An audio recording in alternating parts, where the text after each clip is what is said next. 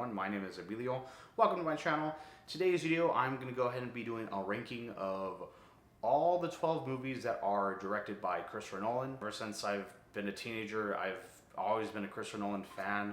You know, ever since watching Batman Begins, The Dark Knight, Inception. He's one of my favorite filmmakers of all time. He's made some of my favorite films of all time. The Odyssey is coming out this weekend, and I'm looking forward to the movie. A lot of people are not looking forward to the film.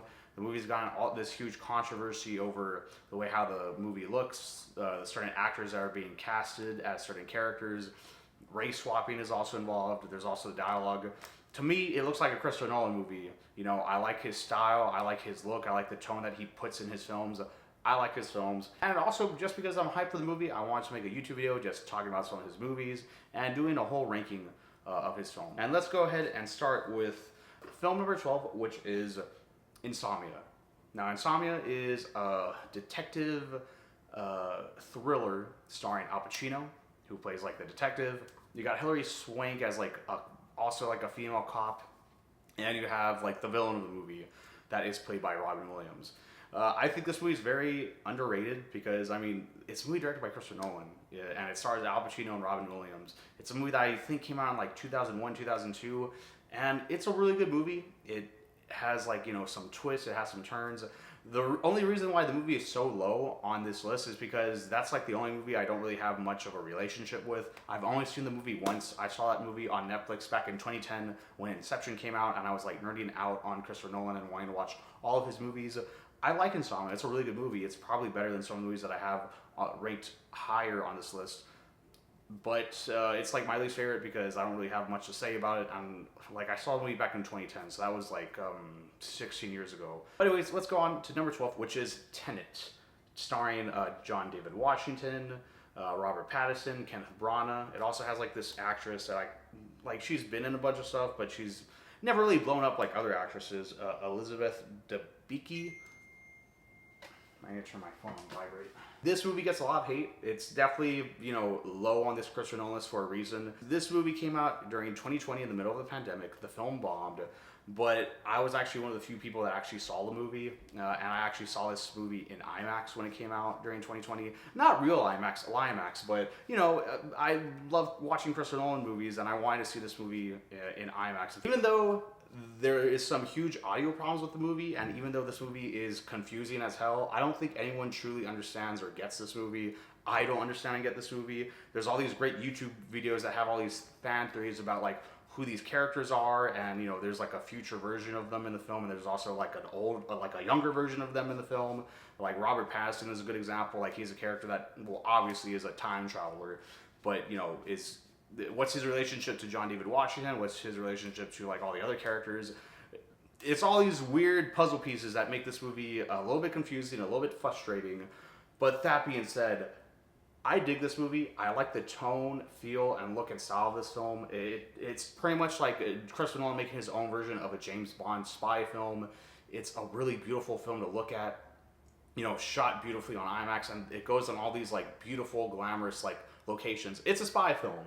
And if you just take it as like a Christopher Nolan science fiction trippy spy film, it's very fun, it's very entertaining. It's kind of like a Michael Bay movie. You know how you watch Michael Bay movies and you kind of have to like turn your brain off because of how dumb the movie is? It's kind of like Christopher Nolan making a Michael Bay film, but the movie is so complicated and so scientific that you kind of just turn your brain off because you don't care. You don't care about it. You just watch the movie for the cool action scenes, you know, the scenes where John David Washington is walking backwards or forwards in time. There's some really cool trippy scenes. I like the movie quite a lot. I also like Robert Pattinson in the movie. He's pretty much like Christopher Nolan's version of James Bond in this movie. I've at least seen this movie twice. The 4K looks amazing, so that's why Tenet is at number 12. So yeah. Okay, let's go on to movie number 10, which is The Dark Knight Rises. This movie is my least favorite of the Christopher Nolan Dark Knight trilogy, but I will say I love Christopher Nolan's take on the Batman mythology and the Batman mythos. For the longest time, and even now, I think, you know, Christian Bale is like my favorite Batman. I think I like Robert Pattinson a little bit more, but there's something about like the Christopher Nolan movies I just like. You know, he kind of took his style and tone and adapted it to a Batman. A lot of people don't like these movies now because it's all about not being comic book accurate. Like, Bane is not at all comic book accurate, but I really don't care about that. And there's things that I do love about this movie. I love Bane. Tom Hardy just being super badass, super intimidating. I like Catwoman in this movie. I also love like the huge epic scope that this movie has. This really was like the first, like Chris Nolan made big movies, of course, like The Dark Knight and Inception. But I think he learned so much from making those two movies, and he just like elevated his style, because this movie really goes more for like an epic scope and an epic feel than Batman Begins, then even The Dark Knight. And there's some really cool scenes like the the flying bat pod or whatever. Those scenes are cool. I like seeing like some of the car chase scenes that are in this film. I even love seeing like that, the very first time Batman and Bane meet and they fight. Even though a lot of people tear apart that fight scene because, why is Batman just fighting Bane like a boxer? Like, why is he being so stupid? I know it's kind of dumb. Like, this movie definitely does have some flaws when it comes to the writing. But anytime I watch this movie, I just enjoy it. And I gotta say, when it comes to superhero movies that are made today, they're all kind of shit. Like, they're all really bad, really horrible CGI slop. This movie, even though it does have some CGI, and this movie probably uses more like big, crazy special effects than Batman Begins or like The Dark Knight, it still relies on a huge use of practical effects and using a shitload of extras in like that, very final battle scene at the end of the film. It is a little bit rushed. It isn't perfect, but there's a lot of things I like about this film. And yeah, compared to modern day superhero films today, like this movie is 10 times better than most of the comic book movies that we get right now. So yeah, that's why I still like Dark Knight Rises. It's not a perfect movie, definitely a flawed movie, but has some really cool, really badass moments. Let's go ahead and go on to film number 9, which is Dunkirk. Dunkirk is Christopher Nolan's World War II film.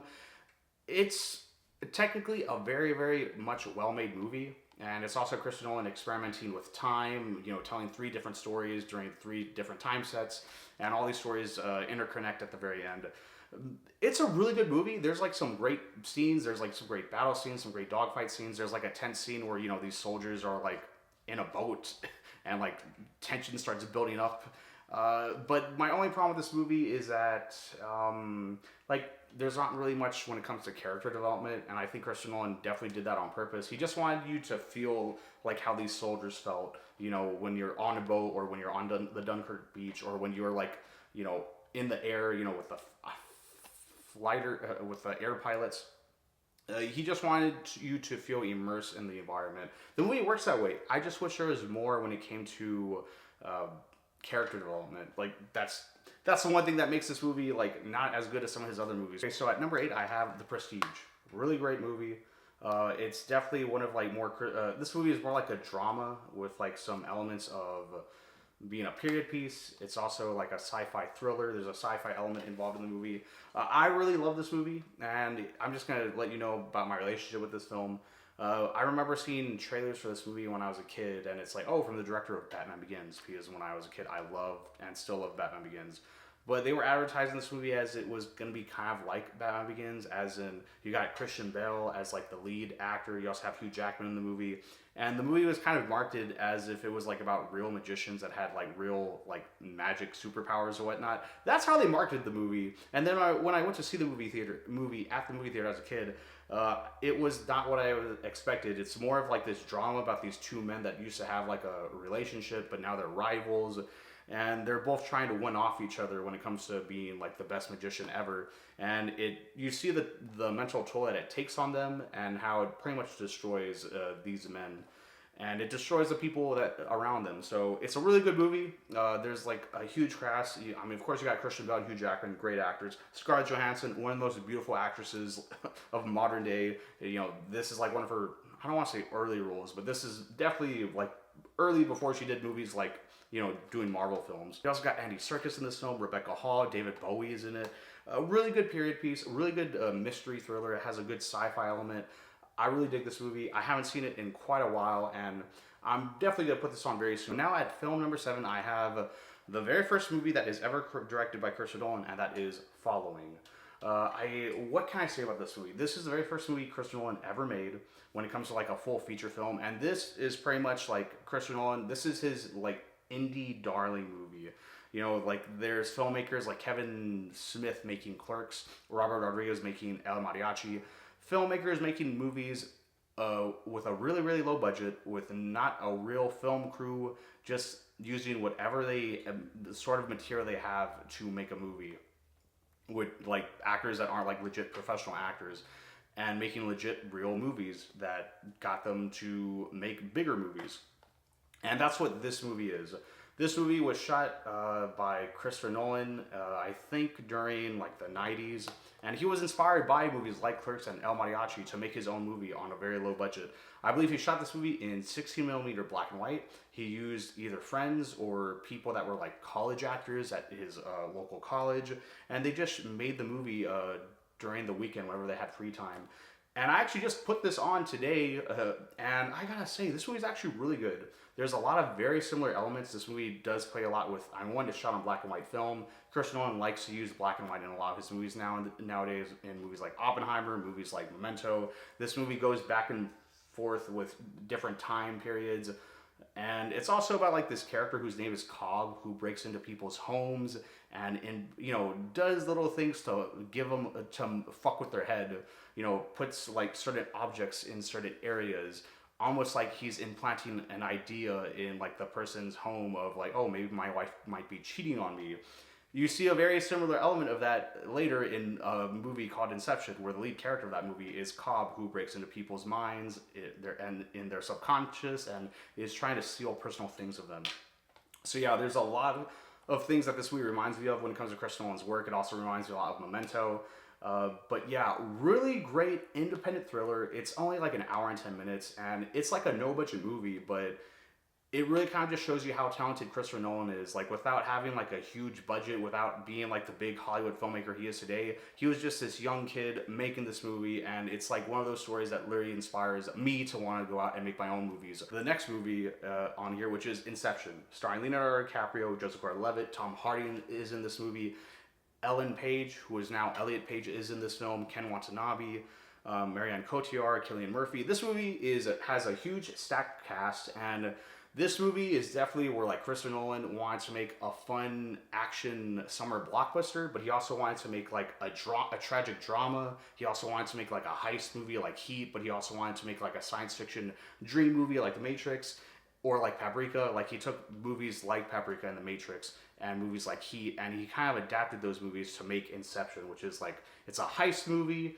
It's also a summer blockbuster, but it is also like a film noir, and it's like, there's all these different elements that just make this movie so unique and special. And when I saw this movie as a teenager back in like 2010, I love this movie so much. I still love this movie, but I gotta say, upon rewatching it, there's some things I don't like about the movie anymore. To be a great example is mostly like Leonardo DiCaprio. Leonardo DiCaprio is one of my favorite actors of all time. He's been in some of my favorite movies, and this is also one of my favorite movies. But when it comes to Leonardo DiCaprio's performance as the lead of this movie, he's a really boring character, especially compared to other Christopher Nolan movies when you have lead characters like Guy Pearce in Memento, or like in the movie The Following. I found those characters to be a lot more interesting. Where here in Inception, he has like one of the best actors ever, and I'm sorry, this is one of Leonardo DiCaprio's most boring performances. He kind of seems like he's sleepwalking in the movie sometimes, and he doesn't really give a shit. Like, this is the lead protagonist, we're supposed to relate to him and connect to him and wanting to go back to his family. But I don't know, I just don't relate to Cobb all that much, and he's kind of like a boring character. And it kind of sucks because there's other characters that I like in the movie. Like, Cillian Murphy he's probably the one with the most emotional arc in the movie, even though he's not even a main character. And you have also characters like Joseph Gordon-Levitt, and yeah, I don't know. You got Tom Hardy, who is like this like kind of badass spy of the movie. It's still a great movie, and there's all these other hidden themes about the movie. Was all of the film in a dream, or was it not in a dream? Great movie. I still love this movie. It's just that I don't love it as much as I used to, and that's why it's kind of ranked like at number 6. This movie used to easily be in the top 5 or like in the top 3. It used to be number 1, but upon rewatching the movie, I just don't like it as much as I used to. Now let's go ahead and get into the top 5. These are my top 5 favorite Christopher Nolan movies of all time. Oppenheimer. I love this movie. I love the use of it. Of Christopher Nolan just using everything that he's had in all his movies. Bits of the movie is shot in black and white. The rest of the film is shot in color. It's his use of using IMAX cameras. And also, this movie is like a big summer blockbuster. When this movie came out, it was literally like an event. I mean, yes, it came out the same weekend as Barbie, so there's that whole Barbenheimer event. But it made going to the movies special. And this isn't like a Marvel movie. This isn't some dumb summer blockbuster. This is a drama about like adults. It's also dealing about like big phenomenal things, you know, the making of the atomic bomb. You know, it's a World War II drama. But I like what Christopher Nolan did with this film. I felt like he was making like a mid-budget period drama, but he made the movie feel almost like some epic like spectacle. And that's because at the end of the day, it is just a drama. But he made the movie feel unique. I love his use of IMAX cameras. I love the fact that he got all these great actors to be in this movie, even though some of these actors are only in the film for like less than a minute or 5 minutes. Really great movie, and also Cillian Murphy's like best performance for sure. All right, now I'm gonna go ahead and say Batman Begins. When it comes to superhero origin films, I think this movie does it better than most films today. I think Man of Steel actually steals a lot from this movie, and I find Batman Begins kind of underrated. Some people don't like this movie all that much because they don't like how Batman's suit looks. They also don't like his hand-to-hand fight sequences. That's probably the only thing that has aged about the film, is just his fight scenes. But other than that, I think this is a really kick-ass movie. I love the story that we go on with Bruce Wayne, his journey to become Batman. I like Ra's al Ghul, played by Liam Neeson, as the false mentor for Bruce Wayne. I love all those scenes. Yeah, I love this movie. This is one of my favorite superhero movies of all time, and I think when Hollywood needs to rewatch old superhero movies, what made them work, they were movies that weren't worried about fan service. They weren't worried about world building. They were just fleshing out and telling a story about a character. And that's what makes this movie work. And that's why I kind of like this movie more than most of the movies that I just ranked previously. So yeah, Batman Begins, number 4, really great film. Now, let's get to the top 3. The top 3 best Christopher Nolan. These are my personal favorite films of Christopher Nolan's career. At number 3, I have Interstellar. What I was saying earlier about Inception, how I don't really feel much for the character. I love Matthew McConaughey so much in this movie. I like how we spend the first hour of just seeing him and his life on Earth, and we see him spending time with his family, and he knows he has to go to space to basically save his family. I like the time that we're spent with this character. I really love Matthew McConaughey in this movie. This is easily one of Matthew McConaughey's best performances, in my personal opinion. You also got like Jessica Chastain, Anne Hathaway, Michael Caine is in this movie, Casey Affleck is in this film. You also got Matt Damon giving off like a weird, crazy, like pathetic, sad, and also comedic performance. You also have like that robot that is in the film that's really great. Also, when it comes to space adventure movies, no other sci-fi movie does it like Interstellar, in my personal opinion. Yes, there's movies that I think are better than Interstellar, like 2001: A Space Odyssey is 10 times better than Interstellar. You got movies like The Martian, Project Hail Mary came out this year, but no other movie ever made me feel like I legit went to space like Interstellar. Like, when space feels real, it feels dangerous. When they go to a different galaxy or when they go to a different planet, it feels real. Like, I know that they shot this movie on practical effects and they did use some CGI for this movie, but when I watch this movie, I really feel like Christopher Nolan, and like the cast and crew, they went into space, into a different galaxy, and shot this movie on different planets. That's how real this movie feels when it comes to the scope of space and going into a black hole. Really crazy, really trippy movie, and one of the movies where I really actually give a shit about the characters. They're not just boring, mind-numbing characters. They're actually great, interesting characters. So that's why Interstellar is at number 3. Okay. At number 2, I have Memento. I just rewatched this movie a few nights ago. This is probably like number 2. Why? Guy Pearce. Guy Pearce makes this fucking movie. Guy Pearce is, I want to say he's underrated, as in he will make a bunch of random movies. Like, he'll be in like a shitty action B movie, then he'll be in an Adam Sandler film, and then he'll be in a movie like The Brutalist where everyone's praising him because he's a great actor. Guy Pearce is a legit great actor. It's just kind of weird the movie roles that he's gotten throughout his film career, but this is definitely probably like one of his top 2, top 3 best performances like of all time. Also, just the way how the story is structured. You know, this is a movie where like a good portion of the story is told backwards, and the other part of the story is told forwards in black and white until we see the stories intertwine. It's Christopher Nolan. It has all those themes that make a Christopher Nolan film, dealing with memory, the subconscious, and also you have a lot of great character actors in this movie. You got Carrie-Anne Moss, you got Joe Pantoliano, and I mean Guy Pearce. You also have a bunch of other actors, you know, that are in like small little roles that I just recognize from like TV shows and whatnot. Yeah, I don't know. Also, this is like Christopher Nolan legit making a modern film noir. He's making a crime film, but it doesn't feel like anything you've ever seen before. And I feel like he kind of reinvented the film noir genre with this film. Anyways, great movie. It's Memento. That's why it's number 2. Let's go with number 1, which is The Dark Knight. The Dark Knight is it's not just the greatest superhero movie of all time, it's just one of the greatest movies ever made of this century. That being said, there are some problems I have with The Dark Knight. My only problem is Rachel Dawes, played by Maggie Gyllenhaal. Rachel in this movie sucks. I even think Rachel Dawes in Batman Begins is a way more better character than she is in this film. She is just a plot device for Bruce Wayne and Harvey Dent. That's all she is in this movie. Other than that, I love everything about this movie. This movie isn't a superhero movie really. It's more of like a crime epic that just happens to involve Batman and the Joker. It's one of those movies that really just did elevate the genre to something more than just I don't know, generic comic book slop. Like I said, if you look at the superhero movies that we're getting right now, it's just generic superhero movie slop. In 2008, we got movies like Iron Man, and we got movies like The Dark Knight that just showed what a superhero movie can be. It could just be more than just stupid blockbuster, popcorn munchy junk food of a film. This movie is more than that. A lot of people think this movie's overrated now. A lot of people say that the only reason why people like this movie is because of, obviously, Heath Ledger as the Joker, one of the best performances of all time, playing one of the most, in my personal opinion, the best version of the Joker. A lot of people seem to think that Heath Ledger just only gets praised because he died. One thing I gotta say, one thing I've always been bothered and annoyed by is that people say that Heath Ledger died during the making of this movie. That is not true. He already finished making this movie. He was making another movie, and then he passed away. No one ever talks about the Terry Gilliam that he made while that he was making, that he sadly passed away during the making of that movie. But people always want to look at this movie as the thing that killed him, when I think that's all a bunch of bullshit. I think Heath Ledger was just a really great actor, and he did a really phenomenal job. It's like one of the best, most iconic performances of all time. It's like up there with like Marlon Brando in The Godfather, or like, Darth Vader. It's that iconic of a performance, and I don't think any other Joker has topped it. So yeah, that's all I'm going to say about The Dark Knight. It's personally my favorite Christopher Nolan film. It's my favorite superhero movie of all time, favorite comic book movie, whatever. It's a great movie.